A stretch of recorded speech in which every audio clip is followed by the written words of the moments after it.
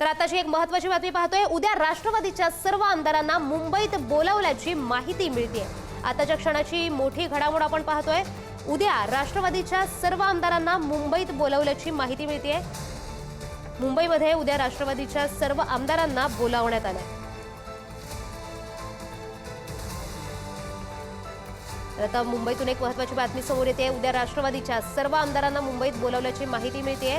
आपण राष्ट्रवादी संदर्भात बातम्या ऐकत होतो। आजच फडणवीसांसोबत राष्ट्रवादीची बैठक पार पडली। उपमुख्यमंत्री पदासोबत संदर्भात सुद्धा चर्चा झाली आहे। तर आता एक मोठी घडामोड समोर येते। उद्या राष्ट्रवादीच्या सर्व आमदारांना मुंबईत बोलावल्याचंही कळतंय।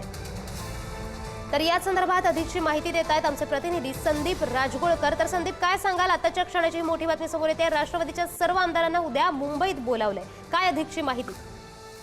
अगदी मुख्यमंत्री देवेंद्र फडणवीस यांच्यासोबत जी चर्चा झालेली आहे, छगन भुजबळ, प्रफुल्ल पटेल आणि सुनील तटकरे यांची, त्यानंतर हा निर्णय झालाय की उद्या सगळ्या आमदारांना मुंबईत बोलवलेलं आहे। सगळ्या आमदारांची मतं जी आहेत ती जाणून घेतली जाणार आहेत।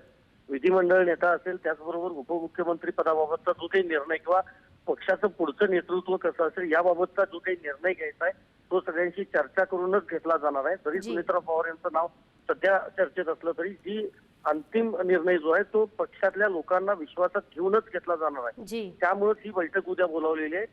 त्याचं ठिकाण आणि टायमिंग जे आहे ते थोड्या वेळात आपल्याला समजू शकेल। मात्र सुनील तटकरे असतील, प्रफुल्ल पटेल असतील ही या बैठकीला स्वतः उपस्थित असणार आहेत। ते मार्गदर्शन देखील करतील आमदारांना आणि आमदारांची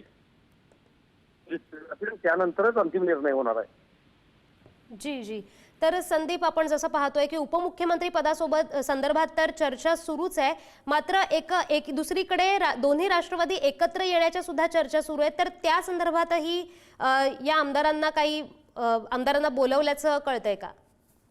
नाही, सध्या पाहायला गेलं तर विलिनीकरणाची जी चर्चा आहे ती पाहायला मिळते। मात्र ती चर्चा शरद पवार यांच्या पक्षाकडून पाहायला मिळते। खास करून अजित पवार यांच्या पक्षातले जे नेते आहेत त्यांच्याकडून जास्त यावर वक्तव्य केली जात नाही। अपवादात्मक नरहरी झिरवळ हे बोललेले आहेत। मात्र अनेक नेत्यांकडून पहिल्यांदा आधी याचा निर्णय घेतला जाईल असंच सांगितलं जातंय। म्हणजे विधिमंडळ नेता असेल, उपमुख्यमंत्री पद असेल, याबाबतचा पहिल्यांदा निर्णय घेतला जाईल आणि त्या संदर्भात सुनेत्रा पवार यांच्या बरोबर देखील प्रफुल्ल पटेल हे स्वतः चर्चा करणार असल्याचा त्यांनी माध्यमांना माहिती देखील दिलेला आहे। त्यामुळे आमदारांची पहिल्यांदा मतं जाणून घेतली जातील आणि मग पवार कुटुंबियांची म्हणजे अजित पवार यांच्या कुटुंबातल्या सदस्यांसोबत याबाबतीची चर्चा केली जाईल आणि मग निर्णय होईल। सध्या विलिनीकरणाबाबतची जी चर्चा आहे ती अजित पवार यांच्या पक्षाकडून पुढे येताना दिसत नाही, ती फक्त शरद पवार यांच्याच पक्षाकडून पुढे येताना दिसते। त्यामुळे उद्या बैठकीत विलिनीकरणाबाबतची कुठली चर्चा होईल असं वाटत नाही। जी, धन्यवाद संदीप दिलेल्या या माहितीबद्दल।